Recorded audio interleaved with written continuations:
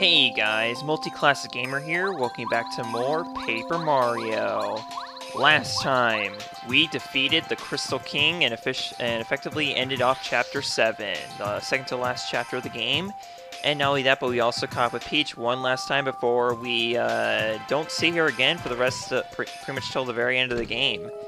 So, anyways, the reason why I'm heading back into the Crystal Palace is because there's one thing I missed here, one little secret. And I'm going to go ahead and just head straight over there to start off this episode. The secret is actually, it's somewhat helpful item, I guess. It just depends on how you're going about playing this game. And if you're planning on using a lot of items in future battles, I would highly recommend you pick up this item because this badge is because it's going to be very useful for you. So get Bombette, go to this wall here, this particular wall here where there's, where this thing is. I don't remember what it's called, where it rotates and it gets you on the other side. Yeah. You'll notice how there's a door on this side, on the side that I'm not on, but on this side there's nothing. Well, that's not exactly the case. Get Bombette out and try bombing this wall. There's no crack on the wall to indicate it, so I'm not surprised I missed this originally, but yes, you can do this. And it'll lead you to the Dupligos, which you can go ahead and fight. So we're going to do that real quick. Although the battle had 4 Dupligos, and it wasn't worth showing because, well, I just kind of went all out with the FP and defeated them almost instantly. So anyways, this treasure chest here, I don't remember if I pointed it out in the, when I was going through here. I thought I would just find a way to get back to it from this door, beyond this door. I have no idea. I just have no idea. But whatever. Let's open up, and you get the Triple Dip badge. Yeah! The funny thing is, this badge does not return in Paper Mario 2. So I didn't even know this badge even existed, but apparently, yes, it does. So, I think I acquired the Double Dip at some point, but basically, a Triple Dip is pretty much self-explanatory. Instead of being able to use 2 items at once, you can now use 3 items at once.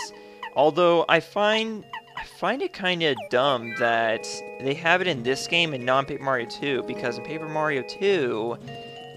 you get an opportunity at some point to increase your inventory to 20 items instead of 10. So, Triple Dip doesn't really have that much purpose if you can't have more than, like, 10 items, in my honest opinion, but you know what, that's just me. So anyways, I'm gonna meet you guys back outside the Crystal Palace. Okay, so back where we started the episode, I'm gonna save once again. And now, on your way back from the Crystal Palace, you're going to want to make a careful jump off this ledge here, because... if you land just right, you'll land right next to a star piece. Alright, you can get this on the way up to the Crystal Palace if you want to. It's totally up to you. It's easy to get either way. But it's also easy to miss at the same time. And now, I think I'm going to go ahead and pick up these items on the way back. Since we're not going back to the Crystal Palace, it's good to go ahead and just get your free items if you want to. Now, next up, I'm going to meet you guys back in Shiver City. There's one last thing I want to get before we head back to Toad Town. Actually, you know what? While I'm at it, I'll go ahead and show off Up and Away, which is Kalmar's. Yeah, I think Kalmart. I just hope I'm not you know, messing up his name. But yes, Kalmar's Star Spirit Power. Up and Away. I'll show it to you real quick.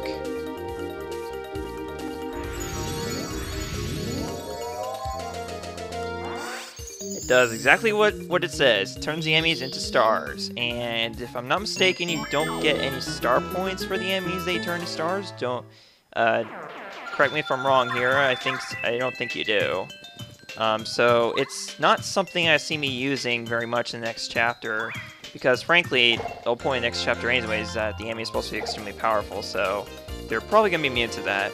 Alright, we are back in Shiver City, and I'm gonna go ahead and show you guys a neat little secret that I totally forgot, like totally blindsided me in the original run of this chapter. Also, I'm gonna be on the lookout for Chuck Quizmo, because that's one of the things I'm gonna be taking care of. One of the many things I should point out that I'm gonna be taking care of during this interlude is getting all the Chuck Quizmo questions out of the way, because we're gonna need to do that if we're gonna want to get all the star pieces. So anyways, walk into this penguin home here, jump all the way up here, and you can actually walk out this window. Now jump onto the other roof of the other house, go through this window, and inside this house, on the bottom floor, is a treasure chest containing the Attack FXE badge. And now we'll go ahead and show it to you guys, because this one's actually kind of funny. Well, kind of cool. I should say cute, I guess is the best way to describe this one. Okay. It sounds like Yoshi.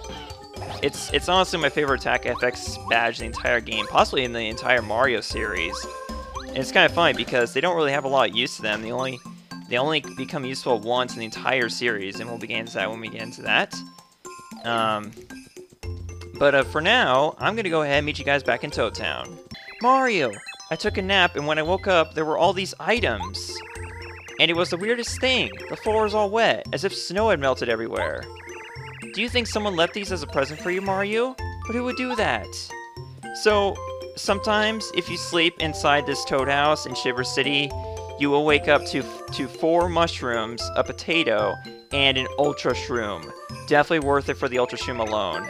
We're going to go ahead and pick that up if we can get over to it, which is almost impossible without getting at least one of the mushrooms. So there you go. So I'm going to... actually, you know what? Oh. Well, we can't even carry all of them anyways. I was thinking about picking up all these items and selling them, but nah, it's not worth it, especially since they're not really worth much. But the Ultra Shroom I'm definitely going to hang on to. Okay, so now that we are back in Toad Town, we're going to go ahead and progress the story. Yep, you heard that right, progress the story. Yes, we have a whole crap ton to do in this interlude, and we are going to be doing that once we finish advancing the story here, because, let's just say that... you can do this one last thing here, but if you want to get 100% this game, you better stop once you get to, I can't remember the name of that place. Anyways, go ahead and go to Shooting Star Summit. Yes, we're doing this now. We are not going to go straight to Chapter 8, but let's just say that you can go a little further before Chapter 8 officially starts. Chapter 8 actually starts once you get to Bowser's Castle. However, you're not going to be going there immediately from Shooting Star Summit. Let's just say that you've got a couple more things to see before that happens. So let's head up there, because the Star Spirits want us to. They want to meet us up here, so let's do that. Let's fulfill their request. Mario, can you hear me? I'm going to open the entrance to Starway. Enter this path without fear. The Starway continues all the way up to Star Haven. We 7 Star Spirits will be waiting for you here. We wish to give you our remaining power. With this power, you will be able to stand up to the Star Rod Bowser holds. And... the way to Star Haven opens. We anxiously await you. Mario, make haste to Star Haven. Okay. So we travel up this star beam, I guess. Yeah, let's call it a star beam. It's kind of funny considering the power we're going to get. And it leads us to the Star Road. Not to be confused with Rainbow Road in the Mario Kart series. This is a completely different thing, Star Road. And right starting off here, get your basically your fireproof badges on. I'm going to put on Fire Shield and Ice Power. I took off Damage Dodge because I'm probably not going to need that in this battle. And I really want to have All or Nothing badge on because I love having extra, extra attack power, but I'm totally fine without that. So anyways, these are fire-based enemies. That's why you're going to want to have your, basically your fireproof badges on. So we're going to be able to jump on these guys. These guys are called Embers. You will be fighting 3 sets of Embers on the Star Road, so just be ready to fight fire-based enemies along the way here. And we're going to be using Spiny Surge as well to fight these guys.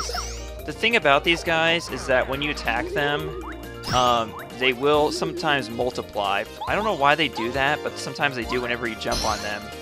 I figured they would have done that like if you attack them with a fire-based attack, but because that's what happens in Paper Mario 2 when you fight them. They multiply if you hit them with a fire-based attack.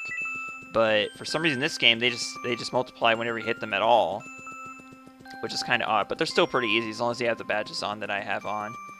But yeah, this is a really beautiful part of the game right here, this Star Road part. But what's even more beautiful is Star Haven itself. Just wait till you see that. It's well worth the wait the entire game to see it, I'll just say that much. Alright, I'm gonna cut out the rest of these battles, these Embers, since they're pretty much, you know, they pretty much go exactly the same as the first one does, actually. And we got one more to fight here. Alright, 85 star points. We are getting really close to a level up here, and that kind of reminds me of what we're going to be doing next. Like, right away after we're done at Starhaven here. Because we are going to be leaving Starhaven and going back to Toad Town and basically covering everything there is to cover in this game before going on to Chapter 8. But guess what? Here we are. Starhaven. Ever wonder what this place looks like? You probably have been for the entire game, and now you're finally here, and it's freaking beautiful. It is so amazing. I would totally sleep here. In fact, actually, Mario has the privilege of sleeping here. Watch this. Hello. Need a little rest? Yes. Please relax. This is probably, honestly, in my opinion, the best Toad House in the entire game. And I'm honestly ashamed to call it a Toad House because, well, unfortunately, they have the Toad icon on top there, so that's essentially what it is, even though it's not manned by a Toad. But yes, basically, it's just a little town with Star Kids instead of Toads, which I think is freaking awesome. You even have a shop right here, too, which sells life shrooms for only 25 coins. That is a bargain worth going for, so I'm going to check my inventory real quick. I might actually end up selling a bunch of items I have. I'm gonna sell the mushroom and super shroom I have at the very least. Probably other things. So we're gonna sell mushroom and maple syrup. Because I don't need this stuff. I don't need anything that's not ultra, honestly. And there's actually a reason for that. Oh, actually, you know what? I'm gonna go ahead. Well. I want to have at least enough inventory space to have 4 or 5 life shrooms, because that's what I'm going to want going into this next chapter here. Because I want to be as prepared as possible going into Chapter 8 here. I mean, we're not going right now. We still got like 5 episodes ahead of us before we do, but still. And we got one more maple syrup here. Okay. Everything is either Ultra or Jam and Jelly. Or Life Shroom. Speaking of which, let's buy some life shrooms, shall we? Because again, 25 coins is probably the best deal you're ever going to get for a life shroom. Just saying. Just saying. Now, I might also consider putting these into, at least some of these into storage here. And also be aware that when you go through, okay, there we are, 5 life shrooms. That's good enough. Yeah, here's one of the problems with Starhaven. For some reason, the game tends to lag a lot. Like even if you're playing on the Wii Virtual Console, it still is very laggy here at Starhaven. Let's talk to this guy. It gives me great joy to hear of the Star Spirit's return. Our only wish now is for the return of the Star Rod. It seems so odd, a star making a wish. Yeah, a little bit. Not really. But yeah, everything about Starhaven is beautiful. The music, the calm waters, the atmosphere, everything. Honestly, I'm kind of thankful that Toads don't go up here because, I don't know, I just feel like this place would be ruined by Toads. I feel like it could be. I don't have anything against Toads, but seriously, they just don't. I think Star Kids are good enough here. Like I even feel bad walking through here as Mario, honestly. But enough about that. Here it is. The Star Sanctuary. I think that's what it's called. Anyways, let's head on in. Because inside, wait for us, the Star Spirits. Boy, this thing looks very familiar from the first episode of Let's Play, doesn't it? Mario, you finally made it. The time has come to take the fight to Bowser's turf. Now, hold still while we 7 join together to bestow upon you our final power.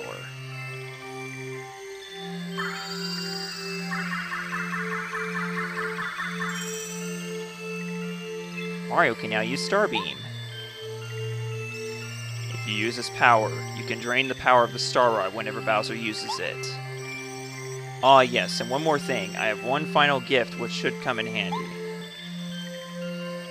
Here it comes. Something that nobody was expecting probably on the first playthrough of this game.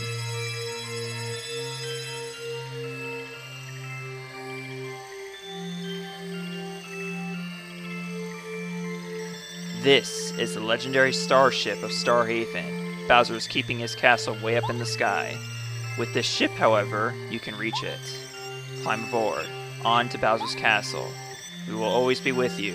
Whenever you are in need, use our powers to help you. Now, I have to admit, before I played, before recently, I thought that climbing onto the Starship was the point of no return, to which you can never come back to any other point of the game to finish up and collect everything. But that's not true. You can actually come back here from Bowser's Castle and finish up. But the point is that once you climb into the Starship, Chapter 8 officially begins. So that's why I'm going to stop right here, story-wise, and focus the rest of this interlude on getting everything done. Now you might be wondering, why did I bother progressing the story if we're not going to start Chapter 8 quite yet? Because Starhaven is one of the locations of Chuck Quizmo, right here. He will sometimes appear right here in Starhaven, and that is why you want to at least come up here before you begin doing everything there is to do for the rest of the game, before you start Chapter 8. So, what I'm going to do next is I'm going to meet you guys back in Toad Town, because I have one more thing I want to do before I end off this episode. So meet you guys there. Actually, I'm going to take my 12 star pieces there. Let's go talk to Merlo.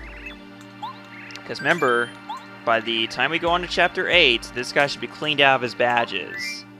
So we're going to go ahead and get Hard Finder. Either way, a lot of these badges are ones that you're not going to get anywhere else, so might as well just pick them up now so you can add them to your collection of badges that the vast majority of you will not be using at all. But, what are you going to do? And also, real quick, we're going to check the chest over here, because I do believe a while back I put something in there as Princess Peach. Yep, Jam and Jelly. Definitely good to have that. We'll talk with Merlovely later.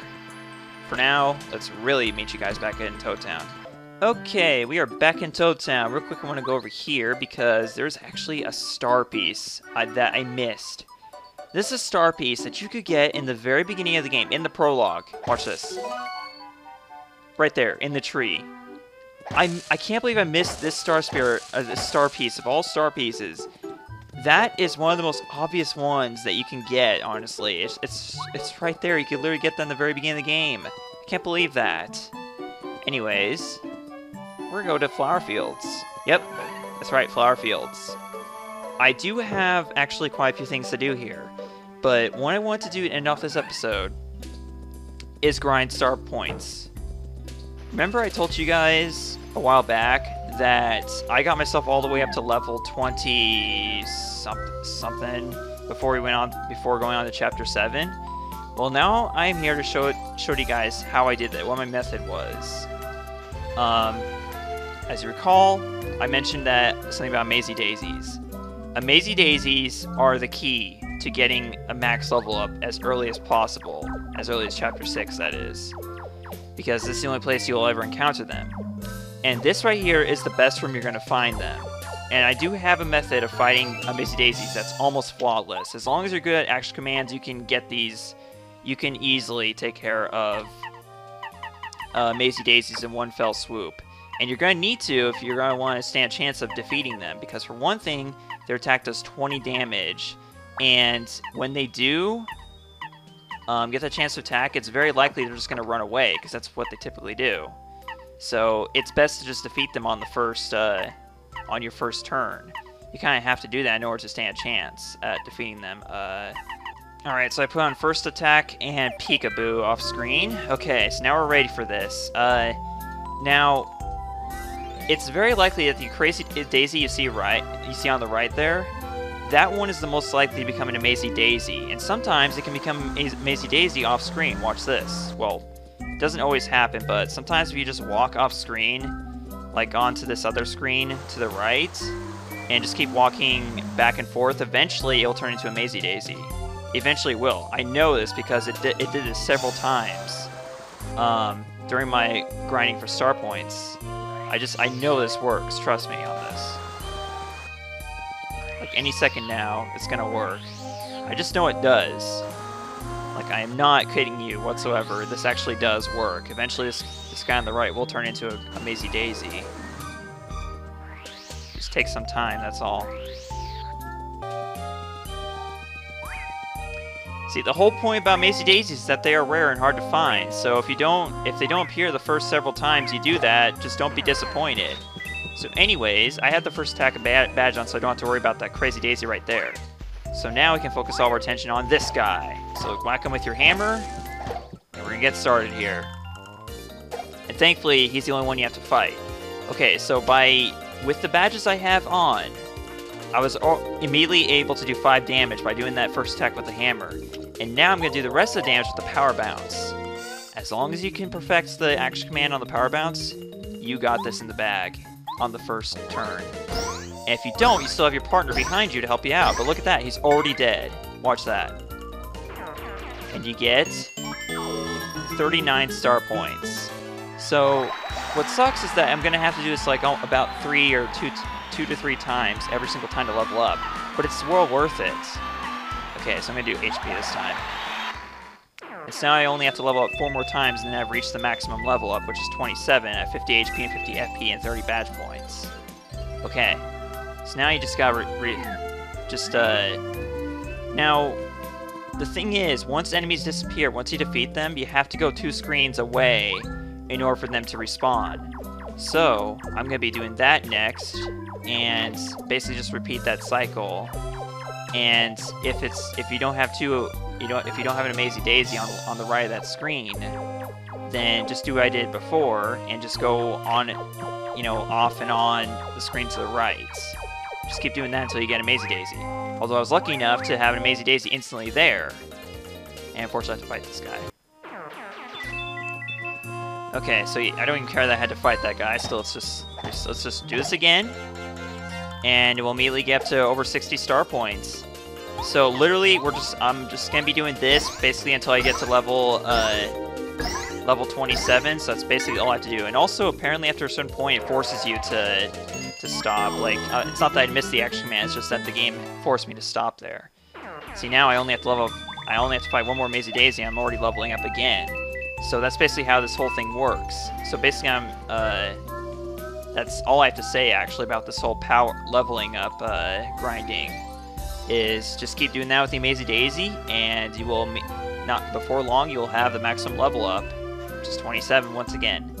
And so, I'm going to cut it here, y'all, because I've been recording this episode for 36 minutes, and I estimate that every episode for the rest of this interlude is going to be just like that. We're gonna try to aim for 6 episodes. No more than 6 episodes for this interlude. So that's why I'm gonna be making these episodes extra long. And I have so much to cover in every single episode. So please forgive me if some of these episodes end up being much longer than you can handle. I'm so sorry about that. But I have a schedule to keep, and basically I'm trying to have this LP done on November 19th. So that's basically how it goes. So that means I have 6 episodes to do the interlude and 6 episodes to do the last chapter of the game. So that's how things are going to work. So I'm going to end things off here, and next time we meet, y'all, I'm going to have level 27, Mario on level 27, and then we will continue on from there. See you guys then. Thank you so much for watching. Goodbye.